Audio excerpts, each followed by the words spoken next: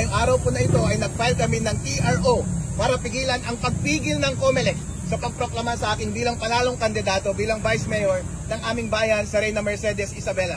Tandaan po natin, sa isang demokratikong sambayanan katulad ng ating bansa, ang pinakamahalaga po ay ang direktang mandato ng taong bayan. At hindi dapat yan pwedeng mabuwag ng kahit na sino mang nagmamagaling na appointed official lamang, kahit national pa man, katulad ng mga commissioner ng COMELEC. Para ako'y pigilan nila sa aking pagkadeklara, kailangan nilang magbigay ng napakabigat na ebidensya para patunayan na ang sinasabi nilang fake news ay totoo ngang fake news. COMELEC, kayo talaga ang fake news dahil yung 3.5 na nasa loob ng lahat ng makina sa araw ng eleksyon ay hindi yun yung na-audit na nasa source code audit report. At kayo din ang fake news dahil yung mga pinapadali ninyong data mula sa automated counting machines ay dumadaan pala sa intermediary server. Pinapakialaman ninyo para posible para sa inyo na dayain ang resulta ng eleksyon. Yung sinasabi ninyong fake news na sinasabi ko na bawal i-connect ang automated counting machine sa internet, sinunod nyo naman. Paano naging fake news yun? Mas daig pa ninyo ang isang diktador dahil kayo na ang nagdidikta mismo ng kapalaran ng ating bansa, hindi man lang kayo nahalal ng direkta ng taong bayan. Ang nagrereklamo po ay buong taong bayan. Hindi mo kailangan ng napakagaling na tao para maintindihan ito. Ang audited source code ay 3.4, may sariling hash. Ang nakalagay doon sa makina ay version 3.5, may sariling hash. Ang tanong, magkapareho ba yung 3.4 at 3.5? Hindi po magkapareho. Posible ba na nagtanim ng daya doon sa 3.5?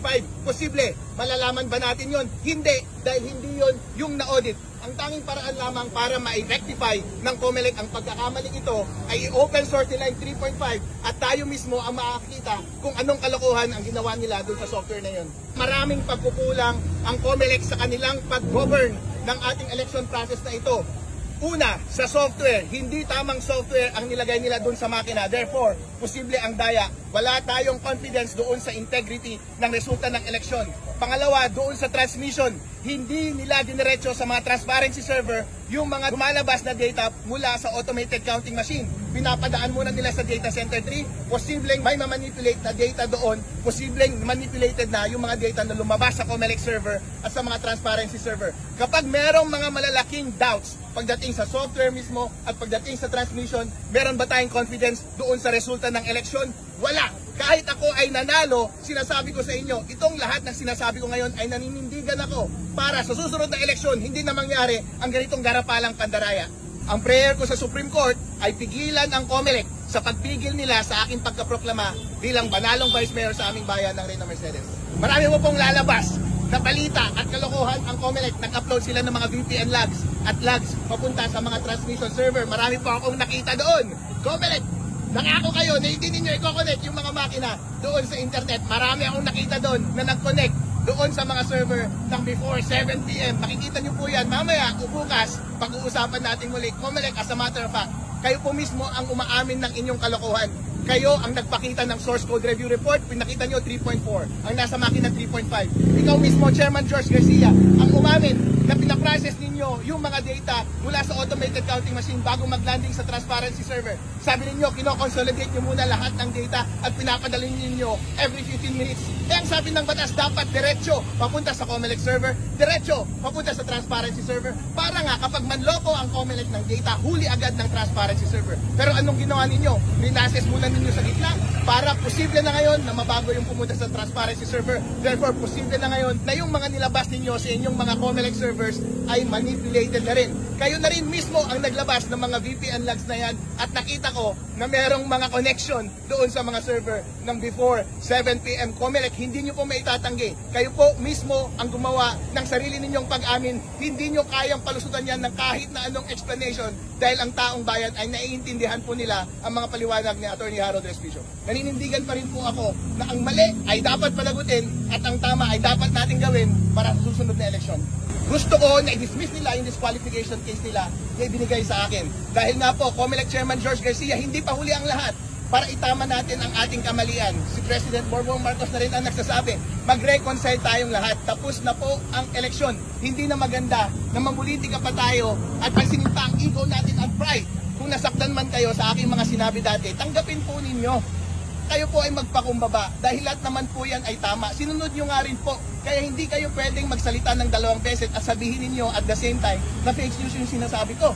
Dahil iba yung ginawa ninyo, iba yung mga inamin ninyo, at the same time kapag pinapansin ko ay sinasabi nyo nagsisinungaling ako. Walang merit yung nilalagay nilang case dahil ayon sa batas sabi, dapat may intention, dapat akong i-disrupt yung election process. Meron ba akong intention na i-disrupt yung election process? Wala. Dahil ang intention ko lang ay patasin ang integridad ng mga resulta ng ating mga makina sa pamamagitan ng pag-implement ng best practices pagdating sa internet connection. Sinunod nga nila, therefore, hindi ko intensyon na i-disrupt yung election process. Hindi na po ito panahon ngayon para mamulitika pa at para usigin pa yung mga taong nakasakit sa inyong damdamin.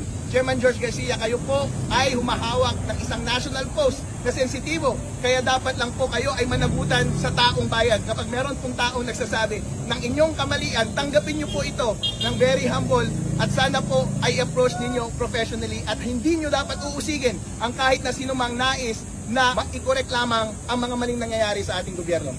Comelec, malaki ang kutob ko kapag nakita ko yung version 3.5 na mga naka-install sa makina, may kita ko na yung endpoint na pinapadalhan nila ng data ay hindi yung Comelec mismo at hindi yung mga transparency servers mismo, kundi sa inyong mga data centers na bawal at illegal at siyang nagpa-process ng lahat ng data bago ma-shoot sa dapat na pupuntahan nilang servers. Illegal po yan. Chairman George Garcia, hindi pa po huli ang lahat para gumawa ng tama. Kung nakita nyo na po yung maliwanag na ilaw, huwag nyo na pong talikuran. Sa Biblia mo po ba, meron pong redemption. Hindi pa po huli ang lahat para isalba ninyo ang inyong sarili. Ang taong bayan din po ay mapagpatawad din. Gawin po natin ang tama para sa ating bansa. Wala pong magagawa ang ating pamumulitika. Wala pong magagawa kapag tatalikuran natin ang gusto ng taong bayan. Kung ano po ang gusto ng taong bayan, yun po ang mapapaganda sa ating bansa. Ibigay po natin sa kanila ito at ito po ang tamang gawin. Hindi po huli ang lahat para gumawa tayo ng tama at yun po ang ating i-pursue para sa ikaunlad ng ating bansa. Huwag niyong pabayaang mawala ang apoy sa inyong mga dibdib sa susunod na 3 taon para kapag dumating ang panahon sa 2028, maalala niyo pa rin ang panahon na ito at hindi na natin iboboto ang pamahalaan na nagka-counterman ng ating mandato at patuloy na nang-aabuso sa ating karapatan. Ito po ang ultimate na ganti natin sa kanila. Huwag niyo pong kalilimutan ang panahong ito kung saan tayo ay inabuso at inapi ng administrasyong ito. Huwag niyong kalilimutan sa inyong isip, sa inyong damdamin. Huwag niyong pabayaang mawala ang apoy sa inyong mga dibdib sa susunod na 3 taon para kapag dumating ang panahon sa 2028, maalala niyo pa rin ang panahon na ito at hindi na natin iboboto ang pamahalaan na nagka-counterman ng ating mandato at patuloy na nang-aabuso sa ating karapatan.